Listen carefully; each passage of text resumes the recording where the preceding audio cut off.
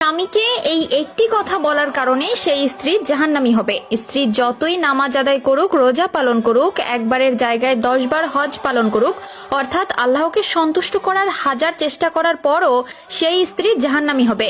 নবী করিম সাল্লাল্লাহু আলাইহি ওয়াসাল্লাম বলেছেন, প্রত্যেক স্ত্রী যেন তার স্বামীকে এই কথাটি বলা থেকে বিরত থাকে। কিন্তু বর্তমান সময়ে দেখতে গেলে 90% স্ত্রী জেনে কিংবা না জেনেই হোক না কেন এই কথাটি তার স্বামীকে বলে থাকে। কিন্তু এই কথা বলার কারণে তার ফলশ্রুতি হিসাবে পরপারে কি অপেক্ষা করছে তার জন্য তা তারা একবারও কল্পনা করছে না। এই কথাটাই যেন বর্তমান সমাজের স্ত্রীদের মুখে মুখে উঠে গেছে। রাসূলুল্লাহ সাল্লাল্লাহু আলাইহি ওয়াসাল্লাম আমাদেরকে যে বলে গিয়েছিলেন, হাসরের ময়দানে জাহান্নাম প্রাপ্তদের সংখ্যার মধ্যে নারীরা হবে সংখ্যাগরিষ্ঠ। সে সকল নারীদের একটি লক্ষণ হচ্ছে এই কথাটি বলা।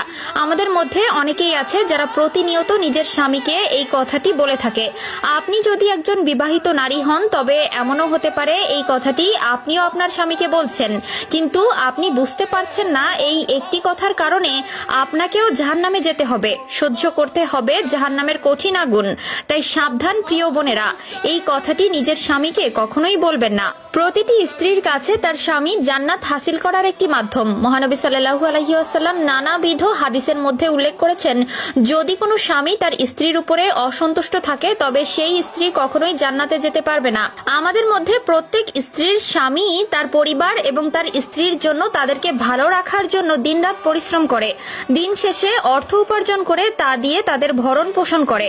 সংসারে যখন যার যেটা দরকার হয় তখন সেটাই পূরণ করার চেষ্টা করে। স্ত্রী স্বামীর কাছে যখন যেটা চায় তৎক্ষণাৎ না পারলেও সেটা পূরণ করার আপ্রাণ চেষ্টা করে। তবে কিছু স্ত্রী আছে যারা কিনা তার স্বামীর এত কষ্টকে তোয়াক্কা করে না, স্বামীকে সর্বদা অপমান করে, সর্বদা স্বামীকে বলে তুমি আমাকে কি দিয়েছ। অপর কোনো স্ত্রী স্বামীকে উদাহরণস্বরূপ দেখিয়ে নিজের স্বামীকে অপমান করে, নিজের স্বামীকে এটা পর্যন্ত বলে তোমার সাথে আমার বিবাহ না হলে তোমার সংসার কেউ করতো না। যে কথাগুলো স্বামী স্ত্রীর মধ্যকার বন্ধন নষ্ট করে। অর্থাৎ স্বামীর কোনো ছোটখাটো ভুল থাকলে সেগুলো আশেপাশের প্রতিবেশীদেরকে শুনিয়ে জোরে জোরে বলে। মূলত তাদের উদ্দেশ্যেই মহানবী সাল্লাল্লাহু আলাইহি ওয়াসাল্লাম এই হাদিসটি ব্যক্ত করেন। আবু হুরায়রা রাদিয়াল্লাহু তাআলা আনহু থেকে বর্ণিত, নবী করিম সাল্লাল্লাহু আলাইহি ওয়াসাল্লাম বলেছেন, আমাকে জাহান্নাম দেখানো হয়েছে এবং আমি সেখানে দেখেছি অধিকাংশ জাহান্নামী নারী যা তাদের স্বামীর প্রতি অকৃতজ্ঞ এবং উপকার অস্বীকার করে। সহিহ বুখারী 29 এবং সহিহ মুসলিম 808। এ হাদিসে নারীদেরকে সতর্ক করা হয়েছে যেন তারা তাদের স্বামীদের প্রতি অকৃতজ্ঞ না হয়।